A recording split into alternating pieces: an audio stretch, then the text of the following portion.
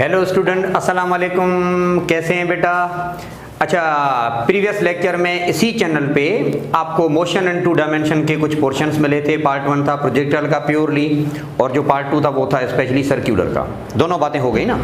अच्छा, तीसरा पार्ट आज हम डिस्कस कर रहे हैं जिसमें हमने दोनों को मिला दिया, मतलब प्रोजेक्टाइल मोशन की भी हम बात करना चाह रहे हैं और उसके साथ हमने सर्क्यूलर मोशन की भी बातें करनी है। चंद जो पॉसिबिलिटीज हैं इसके ऊपर मैथमेटिकली, खासतौर पर न्यूमेरिकली या कॉन्सेप्ट की बुनियाद पे, ये आज हम डिस्कस करना चाहते हैं। ठीक है। अच्छा, तो चंद एमसीक्यूज हैं, आप इसको थोड़ा देख लें बेटा। पहला वाला क्या कहते हैं बताए? A ball is projected horizontally with 10 metre per second at the height of 490 metre. ठीक है। अच्छा, डायग्राम बना के इसको मैं समझा दूं। ये कुछ इस तरह से, मिसाल के तौर पे एक पर्टिकुलर हाइट पे आपने एक पर्टिकुलर किसी भी बॉल को हॉरिजॉन्टली थ्रो किया, ऐसे एक हॉरिजॉन्टल वेलोसिटी देकर आपने इसको थ्रो किया। अच्छा, तो जाहिर सी बात है, ये बॉल इधर या एज अ फ्री फॉल थोड़ी गिरेगा, ये किसी और जगह पे ऐसे गिरेगा एज अ प्रोजेक्टाइल, मतलब it will hit the ground over there. ये वो जगह है जहां पे मिसाल के तौर पे ये जाके गिरेगा। अच्छा, relative to the position where it was thrown, मतलब जिस जगह के रिलेटिव या जिस जगह से ऊपर ये थ्रो किया गया था वो जगह ये है पॉइंट पी, पर ये उसी जगह के पोजीशन में नहीं गिरेगा, ये डेफिनेटली थोड़ा आगे जाके गिरेगा कुछ इस तरह से। So it will be at position Q. आपसे ये बात की गई है कि it hits the ground at the distance of dash relative to the position where it was thrown, मतलब जिस जगह से आपने थ्रो किया ना, वहां से लेकर जहां तक ये गिरेगा, ये हॉरिजॉन्टल डिस्प्लेसमेंट इसने जो कवर करना है ये कितना किया। दूसरी माने में आपसे रेंज की बात की गई, रेंज क्या है। ठीक है, तो बड़ा सिंपल है बेटा, इसको थोड़ा देख लो।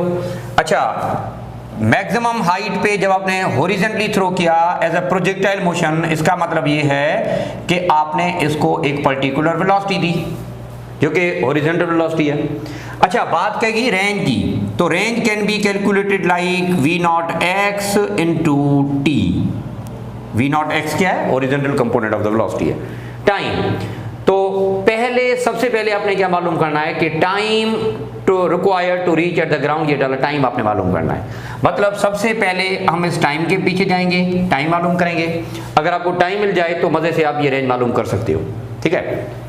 अब इसके लिए एक छोटी सी बात आप ध्यान में बिठा दो, वो ये कि प्रोजेक्टाइल मोशन में जो टाइम लगता है ना वो, और उसी हाइट पे as a free fall motion का टाइम लगेगा, दोनों के दोनों लाजमी तौर पे एक जैसे होते हैं या आइडेंटिकल होते हैं। तो इसके लिए एक पहली सी बात है, ये समझ लें बेटा इसमें से कि जो प्रोजेक्टाइल मोशन है, the projectile motion along y axis, ये हमेशा की तौर पे आइडेंटिकल है टू फ्री फॉल मोशन के आइडेंटिकल होती है। तो जो टाइम लगेगा जाहिर सी बात है वो दोनों के एक होगा। तो क्यों ना हम फ्री फॉल के थ्रो या फ्री फॉल इक्वेशन के थ्रो मालूम कर लें। नहीं तो आप ऐसे भी मालूम कर सकते हैं। प्रीवियस वीडियो में आपको ये बताया गया था बेटा, time required to hit the ground that can be given by 2 into h/g radical, ये था टाइम आपका। तो सबसे पहले आप ये टाइम मालूम करें and thereafter you can go through the range as well. चलो ठीक है बेटा। 2 into height, what is the value of height for which it was thrown? 490, ये रहा 490। अच्छा, what is the value of g? 9.8। अब ये रेडिकल में भी है ना, इस तरह से डेसिमल को कैंसिल करते हैं तो 0 यहाँ पे बढ़ा दो भले आप, तो ऊपर बनेगा 9800, नीचे बनेगा खाली 98 क्योंकि आपने डेसिमल कैंसिल जो कर दिया। अब ये आप सॉल्व करें, इट प्रोड्यूसेस 100 का रेडिकल बनेगा खाली 10। इसका मतलब ये हुआ the ball will strike the ground after 10 second. अच्छा, जब आपको टाइम मिल जाए, हॉरिजॉन्टल कंपोनेंट ऑफ वेलोसिटी पहले से गिवन है, तो आप सिंपली इस इक्वेशन में इसकी वैल्यू सब्स्टिट्यूट करें, आपको ये रेंज का पता चल जाएगा। Now can you tell me कि what is v naught x given? जो वी नॉट एक्स है वो कितना? 10 है। How long it takes to reach the ground? 10 second. 10 into 10 produces 100, तो आप सिंपली कह सकते हैं कि it will hit the ground at the distance of 100 metre. जिस जगह पे थ्रो किया गया था, जिस जगह से ये आपने प्रोजेक्ट किया था, हॉरिजॉन्टल जो डिस्टेंस इसने कवर करना है दैट वुड बी 100 मीटर। तो उसका मतलब है सेकंड ऑप्शन भी आपका सही बनेगा। ठीक है। अच्छा, तो बड़ी सादी सी बात है, आपने टाइम मालूम किया और उसके बाद रेंज मालूम किया। अच्छा, यहां पे अगर ये पूछता कि भाई डिस्प्लेसमेंट कवर कितना है, खाली पूछता, मैंने पूछा नहीं है, पर ये बात अगर पूछ लेता तो भी हो सकता था। पता कैसे भाई, देखिए ना यार, यहां पे आपने थ्रो किया था तो डिस्प्लेसमेंट कितना कवर करेगा, अगर पूछता तो हम डिस्प्लेसमेंट की बात पता क्या करते हैं, शॉर्टेस्ट पाथ कितना होगा। फिर भी हम पता क्या करते हैं, सबसे पहले हम ये एक्स एक्सिस वाला डिस्प्लेसमेंट मालूम करते, मतलब नहीं। अच्छा, हाइट आपके यहाँ लेडी बुक गिवन है, शॉर्टेस्ट पाथ कवर्ड अगर पूछ लेता तो बड़ा सादा है, बड़ा सिंपल है, हो सकता था आपको एक्स गिवन है, आपको ये वाई भी गिवन है, आप इसको as a right angle triangle बना लें जिसमें base and perpendiculars are defined, hypotenuse can easily be calculated by using Pythagoras theorem. तो फिर पाइथागोरस थ्योरम लगा के हम ये मालूम कर सकते थे। अगर ये खाली डिस्प्लेसमेंट पूछता तो नहीं पूछा तो आपने सिंपली एक्स या रेंज के हिसाब से बात कर ली, वाई तो वैसे भी गिवन था। ठीक है, तो सवाल के मुताबिक आप बहुत सारी पॉसिबिलिटीज यहाँ पे कर सकते हैं जो कि अभी आपने डिस्कस की। चलो अब आते हैं नेक्स्ट पे, दूसरा वाला। A particle of mass 20 gram is attached with a string and is drilled in a vertical circle। बात सुनो, एक पार्टिकल है जिसको आपने किसी धागे वागे के साथ अटैच किया और फिर आपने इसको वर्टिकल सर्किल में इस तरह से ड्रिल्ड किया। ड्रिल्ड का मतलब है आपने इसको गोल घुमा रहे हैं इस तरह। Okay, when it makes an angle of 30 degree, जब ये पार्टिकल वर्टिकल से 30 डिग्री की एंगल बना रहा है, मतलब यहां कहां, इधर कहीं किसी जगह पे, तो बता दें उस वक्त टेंजेंशियल एक्सीलरेशन क्या होगी। यहां पे टेंजेंशियल एक्सीलरेशन क्या बनेगी ये आपसे मालूम करना है।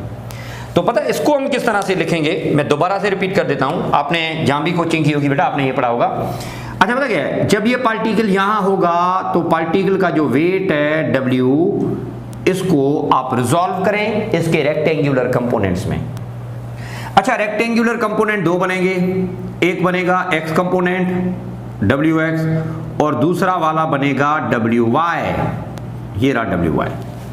क्या मैं कह सकता हूं कि WY जो है वो अलोंग द टेंजेंट है।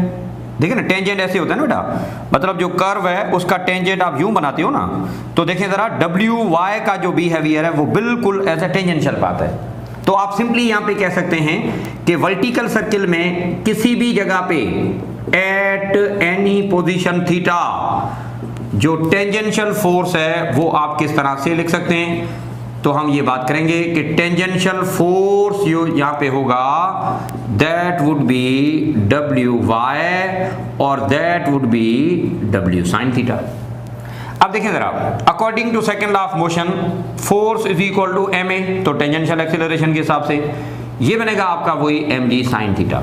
am को कैंसिल कर दें, tangential acceleration would be equal to g sin theta. Now the value of g is 9.8 sin, कौन सी एंगल है बेटा जिस पे आप ये बात करें 30 डिग्री, तो sin 30। अच्छा, 9.8 मल्टीप्लाई बाय sin 30 मतलब 1/2, it produces 4.9 metre per second square.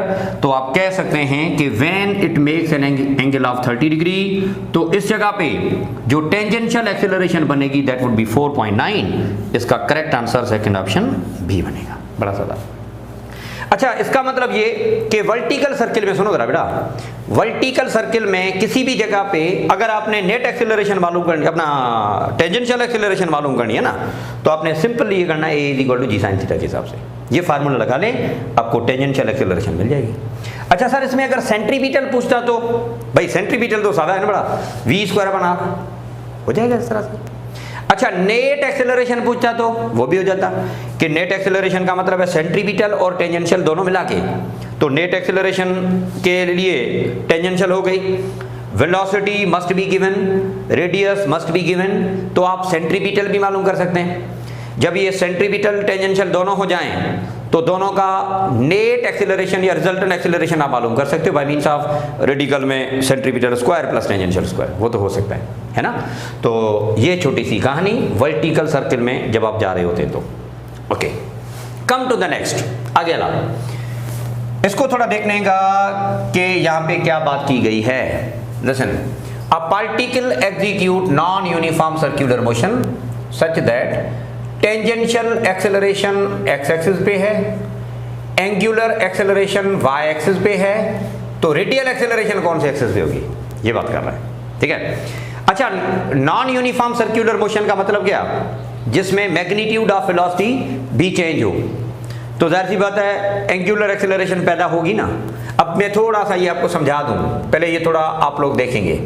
भाई देखें, ये है आपका एक सिंपल कॉन्सेप्ट कि पार्टिकल को हमने सर्कुलर मोशन में इस तरह से अटैच किया है और ये कुछ इस तरह से ऐसी कुछ। नाउ लिसन, अच्छा पार्टिकल जिस एक्सिस ऑफ रोटेशन पे घूम रहा होगा वो एक्सिस ऑफ रोटेशन इसका तकरीबन ऐसे समझ लो, ये कहाँ है, ये है ना, ये है इसका एक्सिस ऑफ रोटेशन। इसको क्या बोले हम, that is axis of rotation. आपने पढ़ा होगा कि भाई एक्सिस ऑफ रोटेशन पे जो एक्सेलरेशन होती है उस एक्सेलरेशन का हम नाम रखते हैं यहाँ पे कौन सा, that is the angular acceleration. तो बड़ी सादी सी यहाँ पे बात कर सकते हैं आप कि भाई एंगुलर एक्सेलरेशन जो है ना वो अलोंग एक्सिस ऑफ रोटेशन होगी, ये अल्फा। फिर वो क्लॉकवाइज एंटी क्लॉकवाइज जो भी है, जनरली हम अप है डाउन है ये वो सारा कुछ बहरहाल होगी एक्सिस ऑफ रोटेशन में, ये बात क्लियर हो गई, ठीक है। चलो ठीक है, पहली बात ये। दूसरी बात ये कि टेंजेंशियल एक्सेलरेशन भी होती है। भाई टेंजेंशियल एक्सेलरेशन होती है along the tangent of circular path, ऐसे कुछ, ये है टेंजेंशियल एक्सेलरेशन, ठीक है। अच्छा सेंट्रीपिटल तो वैसे भी होगी ना, उसके बगैर मोशन पॉसिबल ही नहीं है। सेंट्रीपिटल एक्सेलरेशन को हम रेडियल एक्सेलरेशन कहते हैं क्योंकि ये लाइन ऑफ रेडियस पे होती है, ठीक है। तो सेंट्रीपिटल एक्सेलरेशन जो है वो इस तरह से ऐसे होगी। अब आपके सामने है सब कुछ, देखो जरा, टेंजेंशियल एक्सेलरेशन और सेंट्रीपिटल आपस में क्या है, परपेंडिकुलर। अच्छा सेंट्रीपिटल और एंगुलर भी आपस में क्या है, परपेंडिकुलर। तो इसका मतलब एंगुलर एक्सेलरेशन और टेंजेंशियल भी परपेंडिकुलर होंगे। अच्छा देखें ये कुछ इस तरह से, मिसाल के तौर पे हम इस तरह से घुमा रहे हैं, टेंजेंशियल एक्सेलरेशन ऐसे है, देखो जरा ऐसे, सेंट्रीपिटल एक्सेलरेशन ऐसे है, सुनो जरा ये इस तरह से, क्योंकि ये देखें जरा सेंट्रीपिटल का मतलब है along the line of radius, tangential path पे ये है, तो एंगुलर एक्सेलरेशन होगी एक्सिस ऑफ रोटेशन पे। तो तीनों को मिला के हम क्या कह सकते हैं कि all are perpendicular with each other ना बेटा। तो अगर एक एक्स एक्सिस पे है, दूसरा अगर वाई एक्सिस पे है, तो तीसरा लाजमी तौर पे जेड एक्सिस पे होगा। तो यूं भी आप कह सकते हैं इनको कुछ इस तरह से कि भाई देखें, आप जो कोऑर्डिनेट सिस्टम के एक्सिस बनाते हो ना, इसी तरह से बात कर सकते हो कि भाई अगर टेंजेंशियल एक्सेलरेशन एक्स एक्सिस पे है, ये रहा, और एंगुलर एक्सेलरेशन वाई एक्सिस पे है, तो बड़ी सादी सी डेफिनेशन है, बड़ा सादा सा कॉन्सेप्ट है, सेंट्रीपिटल एक्सेलरेशन जेड एक्सिस पे होगी, क्योंकि सारे के सारे आपस में म्यूचुअली परपेंडिकुलर हैं। तो उसका correct answer third option C बनेगा। ये बड़ी सादी सी definition. Non uniform circular motion में तीन एक्सेलरेशन होती हैं और ये तीनों के तीनों आपस में परपेंडिकुलर होते हैं, ये बात आप ध्यान में रख लो, ठीक है। तो ये छोटी सी कहानी इस तरह से ये हो गई। Okay, come to the next, आगे वाला देखें जरा। A particle is attached with a string of unit length, ये रहा। अच्छा यूनिट लेंथ में कैसे कहते हैं, 1 मीटर को, ठीक है।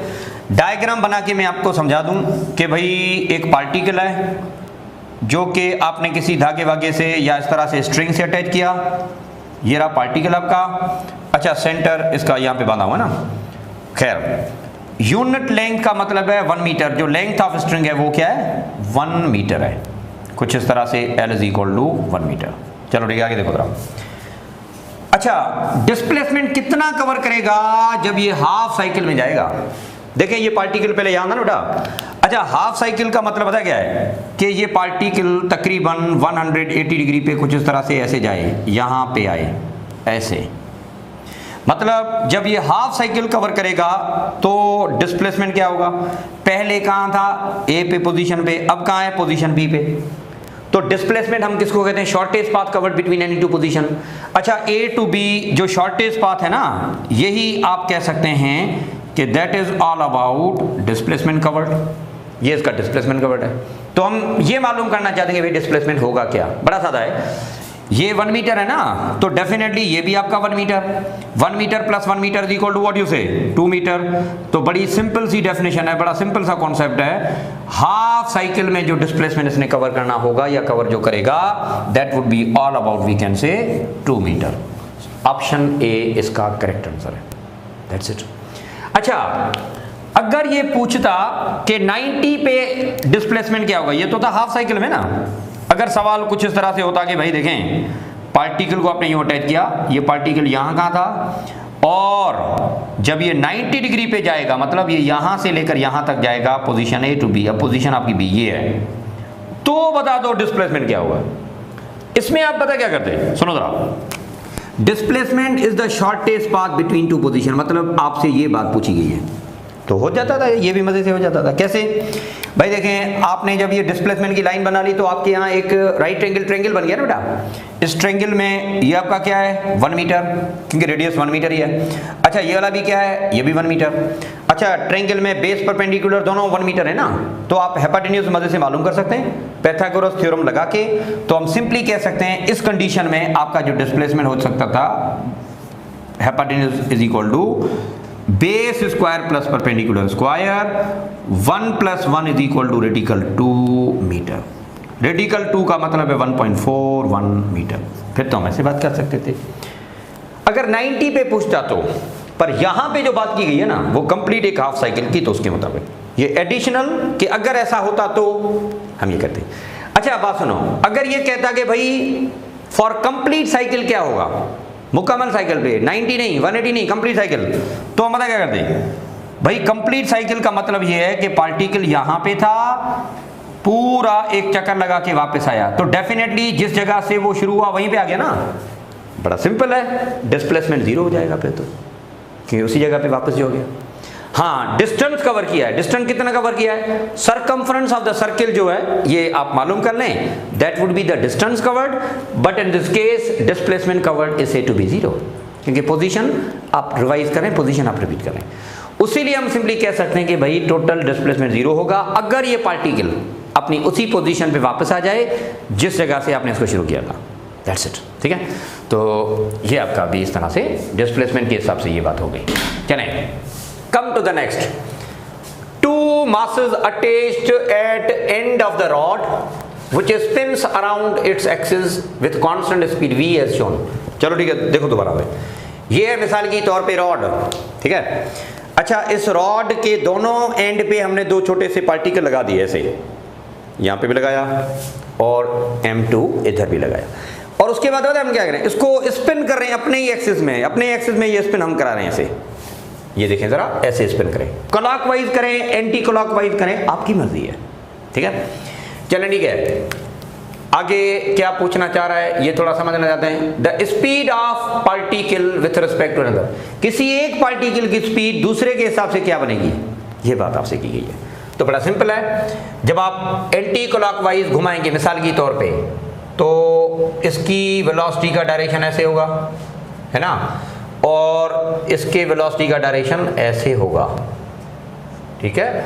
अच्छा कैन यू टेल मी, एक वेलोसिटी आप इस तरह से ले रहे हैं अपवर्ड डायरेक्शन में, तो एक वेलोसिटी आप डाउनवर्ड में दे रहे हैं। दूसरी माने में आप कह सकते हैं the velocities of these particle are in opposite direction. और आपने रिलेटिविस्टिक मोशन में पढ़ा होगा कि 2 चीजें जब अपोजिट डायरेक्शन में जाती हैं तो रिलेटिविस्टिक वेलोसिटी उनकी हम सिंपली ऐड करते हैं।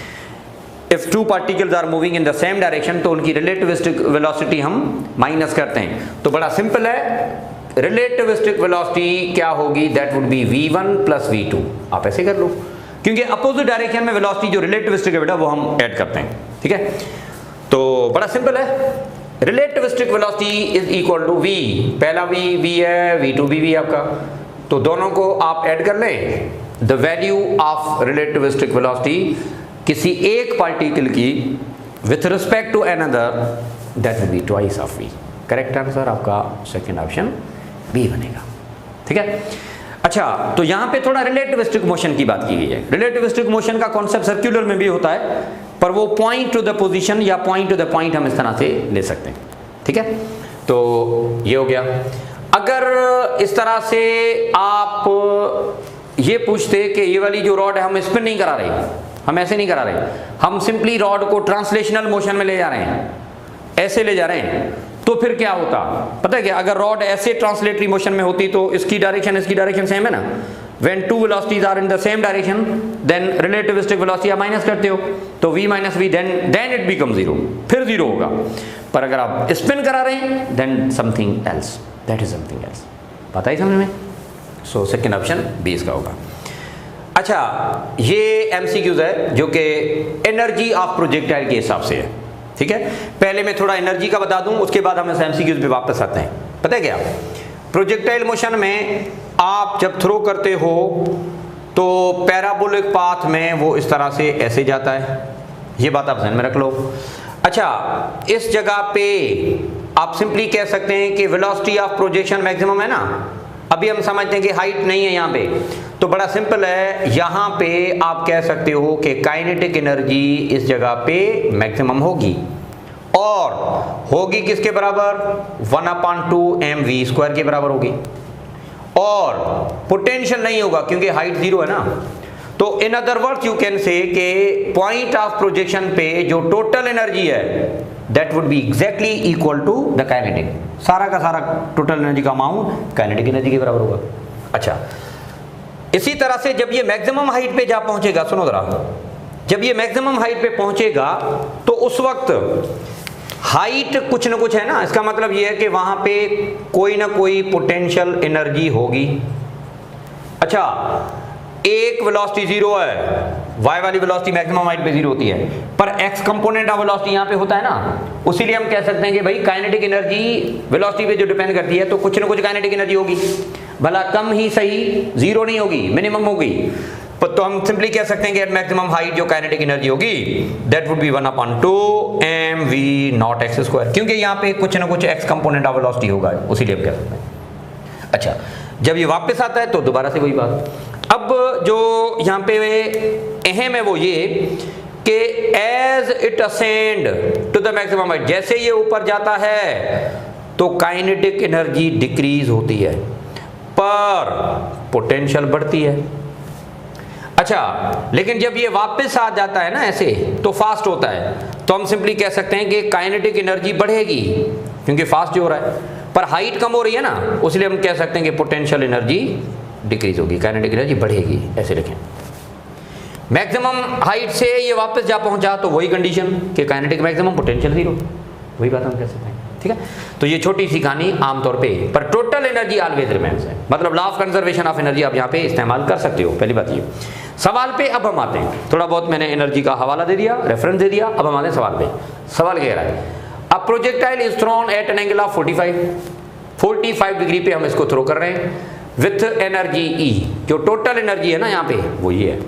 अच्छा, when it reaches at the maximum height then kinetic energy will be dash. अच्छा, पहले बात आप ये ध्यान में बिठा दो बेटा कि 45 डिग्री पे, ये बात आप ध्यान में रख लो, मैं यहाँ पे नोट करता हूँ कि भाई 45 डिग्री पे x कंपोनेंट ऑफ वेलोसिटी और y कंपोनेंट ऑफ वेलोसिटी आपस में इक्वल होते हैं, और होंगे कितने, v0/2, क्योंकि sin 45 1/2, cos 45 1/2, तो x कंपोनेंट ऑफ वेलोसिटी और y कंपोनेंट ऑफ वेलोसिटी दोनों के दोनों बराबर होंगे, ये बात आप ध्यान रख लो। अच्छा, जब आपने थ्रो किया था तो उस वक्त टोटल एनर्जी सारी की सारी क्या थी, in the form of kinetic energy थी ना बाबा, तो आप सिंपली कह सकते हैं कि उस वक्त टोटल एनर्जी थी 1/2 mv0² थी। ओके, अच्छा, अब हम आते हैं आगे।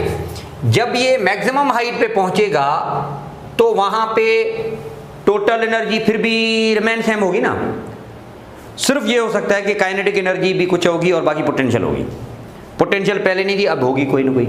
अच्छा, मैक्सिमम हाइट पे काइनेटिक एनर्जी का फार्मूला क्या आपने पढ़ा, यही पढ़ा।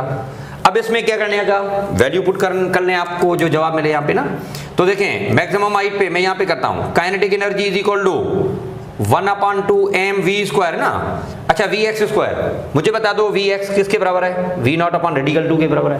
तो हम सिंपली कह सकते हैं कि v0 जो भी है अपॉन (2)²। इसको थोड़ा सॉल्व कर ले, पता चल जाएगा ना, 1/2 m² v के ऊपर भी आएगा और नीचे वाला जो वो कैंसिल हो जाएगा, खाली बचेगा 2। इसको थोड़ा अरेंज करें, ये वाला जो 2 है ना ये बाहर ले आए, ऐसे बाहर ले आए, बाकी क्या है 1/2 वही सेम, m वही सेम, v0² वही सेम। अब मुझे बता दें 1/2 वही है, 1/2 वही है ना बेटा। अच्छा, अच्छा 1/2 mv² क्या था आपका? टोटल एनर्जी थी ना, जिस एनर्जी के साथ आपने जो थ्रो किया। तो हम सिंपली कह सकते हैं कि here we have completely E.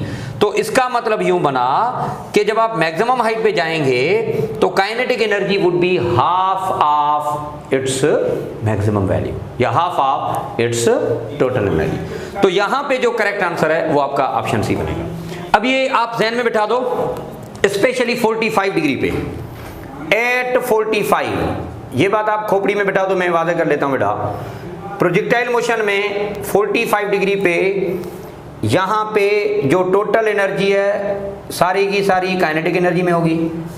Maximum height पे जो काइनेटिक एनर्जी है वो पोटेंशियल के 100% इक्वल होगी मैक्सिमम हाइट पे, और ना सिर्फ इक्वल होगी पर हाफ ऑफ टोटल एनर्जी भी होगी, पोटेंशियल के इक्वल भी होगी और हाफ ऑफ टोटल होगी। तो 45 डिग्री पे क्यों? क्योंकि साइन 45 cos 45 इक्वल है, और प्रोजेक्टाइल मोशन में y कंपोनेंट ऑफ वेलोसिटी भले जीरो, तो यहां पे है ना कि हाफ ऑफ आपका जो y है वो जीरो, मतलब हाफ ऑफ जो एनर्जी है वो आपकी कन्वर्ट होगी पोटेंशियल में ना, जो बाकी बची क्या हाफ वो in the form of kinetic available है। बात खत्म। तो एनर्जी टोटल प्रोजेक्टाइल मोशन में फिर भी कांस्टेंट होती है, ठीक है। तो मोशन इन 2 डायमेंशन में पार्ट 1 भी दिया था आपको, पार्ट 2 भी दिए थे आपने इसी चैनल पे, और ये आपका था पार्ट 3। तो मोशन इन 2 डायमेंशन आपका कंप्लीट है, ठीक है। अच्छा, कमिंग जो आपका वीडियो आएगा इंशाल्लाह उस पे हम आएंगे जो एंगुलर मोशन का टॉर्क है, इक्विलिब्रियम है, एंगुलर मोमेंटम, उस तरह से, तो उसमें भी हम बातें करेंगे एंगुलर मोशन के हिसाब से। तो you need to subscribe the channel ताकि नोटिफिकेशन आपको बार बार मिलती रहें, और आप अपनी एंट्री को इस MCQ की बुनियाद पे सही तौर पे ले चलें, ठीक है बेटा। कोचिंग जहाँ पे भी आप कर रहे होंगे, आई होप कि यू माइट बी एंजॉयिंग, पर जो चीज़ें न्यूमेरिकल टाइप है, थोड़े बहुत कंसेप्चुअल टाइप हैं, वो जितना कोशिश कर सकते हैं हम आपके लिए कर रहे हैं, ठीक है बेटा। So thank you very much, खुश रहें।